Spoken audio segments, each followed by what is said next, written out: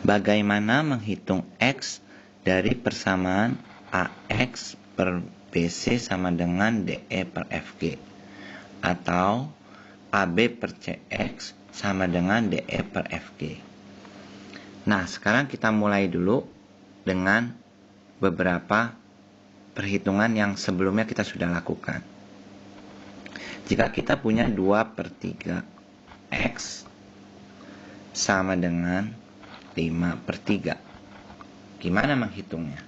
Sebelumnya kita sudah tahu bahwa kita harus jadikan 2/3 ini menjadi 1. Caranya adalah dengan mengalihkan dengan 3/2. 2/3 dikali 3/2 X.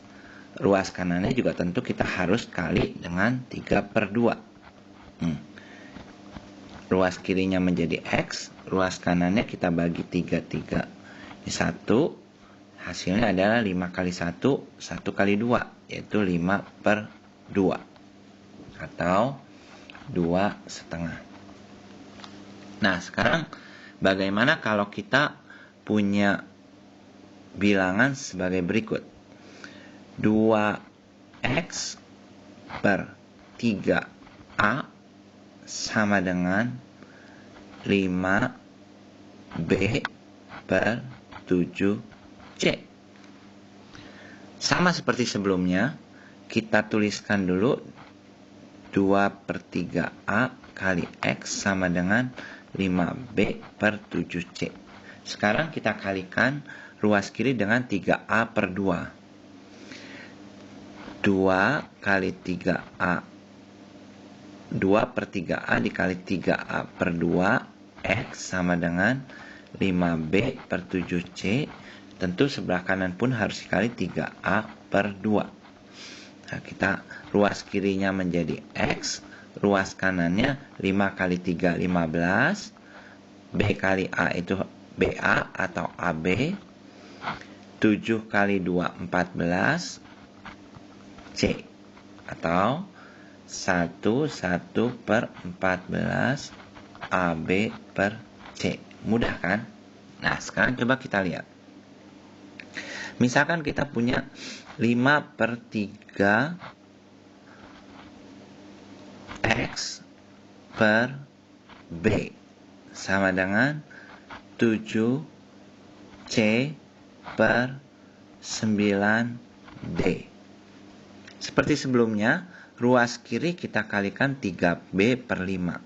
Jadi ruas kirinya kita akan mendapatkan X, karena 5/3B dikali 3B per 5 adalah 1.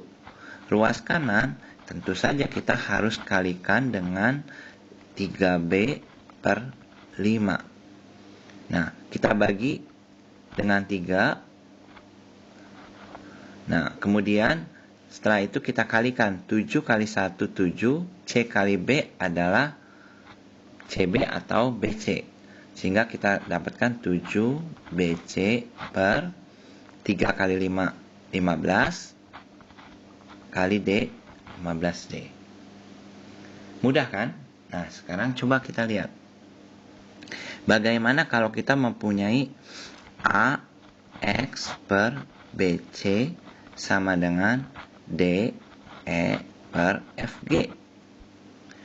Ruas kiri kita harus kalikan dengan BC per A. Kenapa? Supaya ruas kirinya tinggal X. Ruas kanan tentu saja kita harus kalikan juga dengan BC per A. Sehingga kita hasilkan X sama dengan DEBC per FGA. Nah, sekarang kita lihat. Bagaimana kalau kita mau menghitung A per B, AB per CX sama dengan DE per FG? Untuk mengerjakan soal seperti ini, langkah yang kita harus lakukan adalah, pertama, kita harus tahu dulu bahwa kalau kita punya 2/3 sama dengan 4/6, yang tentu saja ini persamaan benar, kita balik, kita akan dapatkan persamaan yang benar juga. 3/2 sama dengan 6/4.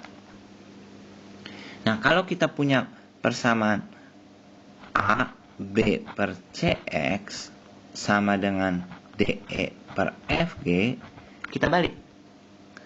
Kita dapatkan CX per AB sama dengan FG per DE. Nah, setelah itu apa?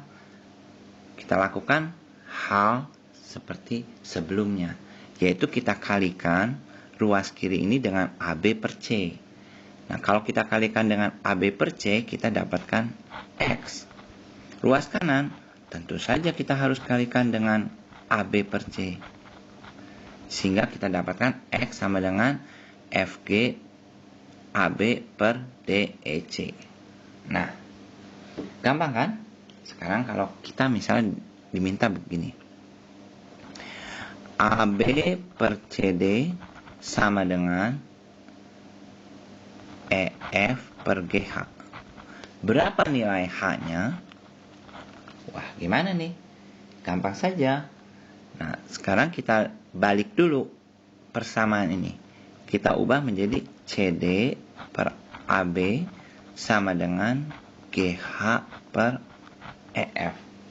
Kemudian langkah berikutnya apa? Ruas kanan, karena kita mau mendapatkan H, ruas kanannya kita kalikan dengan EF per GH. Supaya apa? Supaya ruas kanannya tinggal H. Ruas kirinya kita tentu saja harus kalikan dengan EF per G. Sehingga kita peroleh H sama dengan EFCD per GAB. Nah, bagaimana kalau soal berikut ini? Min AB per CD sama dengan EF per GH.